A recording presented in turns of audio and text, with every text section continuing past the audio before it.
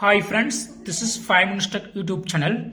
In this video, you will learn how we can test microphone in Windows 11. First, go to Start button here. Go to Start button and go to the Settings. Go to the Settings. Then go to System. Go to System and click on Sound.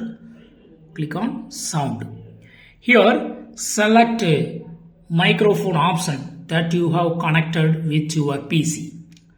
Here choose jack mic because I have connected this jack here. If you have inserted jack into your PC or laptop, just select jack mic, and here you can see test your microphone. Select start test and talk or play video at your normal volume for at least few seconds.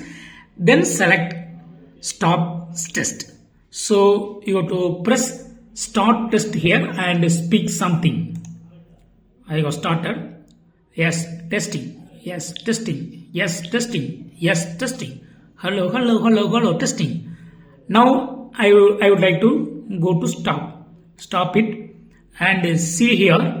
Result is just 1% of total volume. So what you spoke 100% volume from your voice is just recorded 1%. So microphone level is too low here. Okay, so microphone has some fault, or your jack port, this port has some fault. We will discuss how to fix that in the next video. Until then, bye.